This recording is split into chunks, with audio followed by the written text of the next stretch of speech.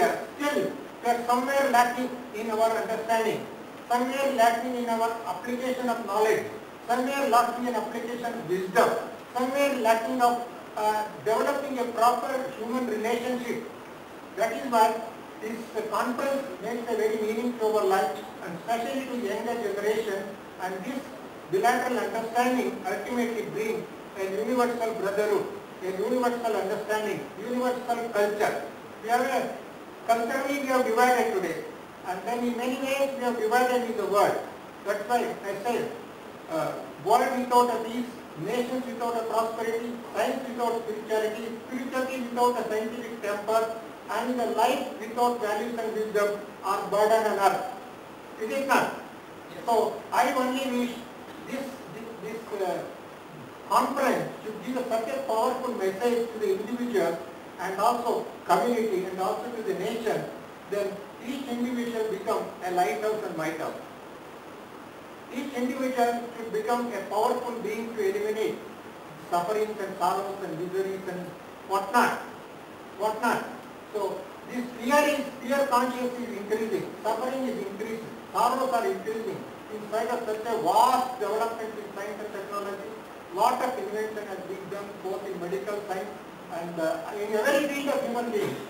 There is a lot of development is there, still suffering is going on. So this conference should give some solution, some understanding, some clarity, some truth, because we believe in truth. The truth is ultimately the answer. So I once again, without taking much time I congratulate all my brothers and sisters who are responsible for making this event the most meaningful. I also extend an hearty invitation to all the foreign brothers and sisters and Manish Dviyaniji and then Sanjay Dviyaniji, Rajiv Dviyaniji, to bring them to Mount Abu. Mount Abu is the most beautiful, spiritually enlightened place in India.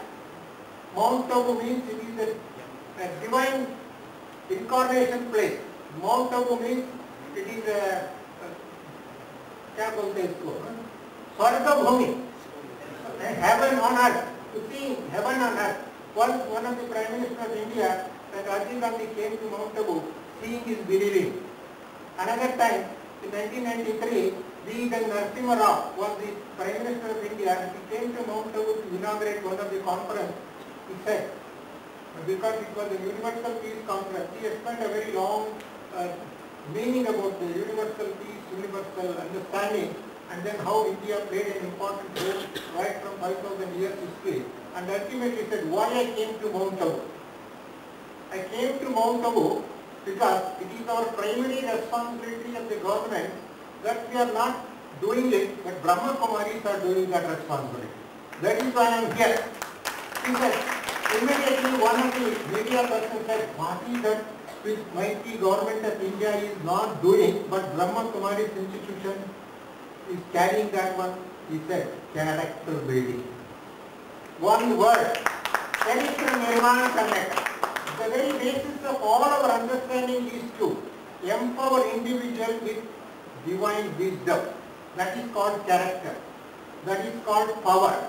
That is called understanding. That is the way to communicate.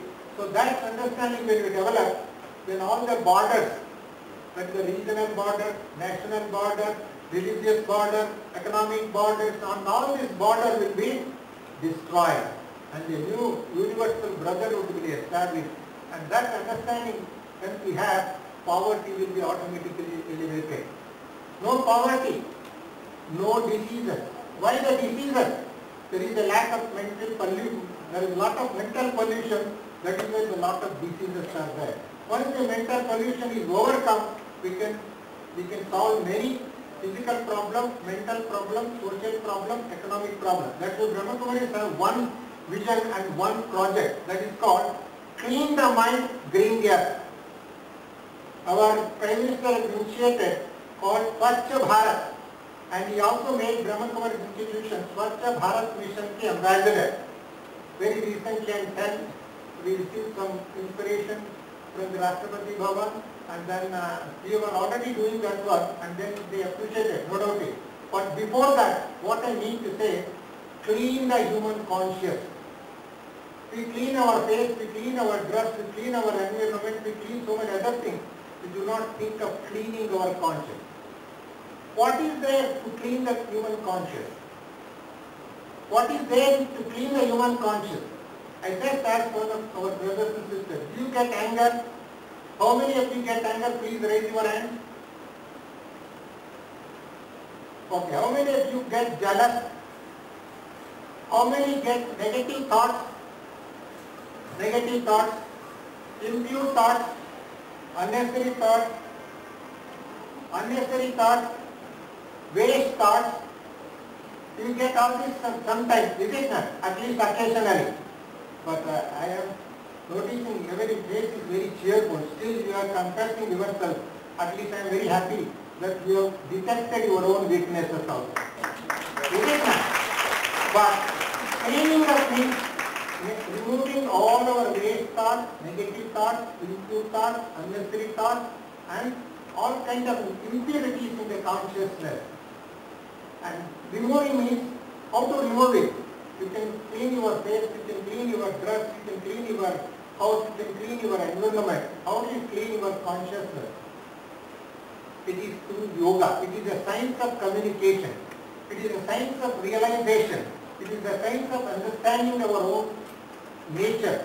It is a science of communicating with the divine and taking the blessings or the qualities or the wisdom, the power from the divine, and thereby to fill up the consciousness with the divine power and make the mind always cheerful and peaceful. Just as I was entering, our Sanjay Biyaniji and other friends were sitting, and he is always smiling. He said to me, I don't know, it is the best compliment for me, best gift from this conference, best understanding from this conference. Congratulations to you, brother. So I said, how it happens? I have seen in this organization, our administrative head Gandhi Prakash Mani, our present administration is 100 years old, and additional administrative is 90 years, and still they are all working, and they are always cheerful. I never seen them having any kinds of fear, any kinds of attention, any kinds of hatredness, any kinds of jealous, any kinds of impurities in their conscience. Whenever you go, immediately they shower blessings of life and happiness. They make you feel happy. Why we bow our head to Krishna? Why we bow our head to the Saraswati? Why we bow our head to the Lakshmi? Why we bow our head to the Lord Buddha? Why we bow? Because they have got divine power. And that divine power has become their true nature. And that nature makes them to become a worship worthy. And so if we can inculcate, if we can develop, if we can understand that quality, automatically we can become an embodiment of divinity. And that divinity, it can only dispel the darkness of inside. And once the darkness of the inside is dispelled, then automatically the external darkness, external impurities, external suffering, whether mental or physical suffering and social imbalances, all this can be cleared, all this can be what we call established, and then a world peace, world happiness, world health, world prosperity can be achieved. With this, I wish all the Biyani group of institutions and their faculties and their co-workers and their students and their management to make their mission and then become one of the best institutions in the country. Because we have a lot of institutions, lot of universities, more than 600 universities. Our professors are here, vice chancellors are here. And then, but we need, because education is the foundation. Education is the only way to remove all the imbalance in the society. It is not only the law, it is not only the any charity.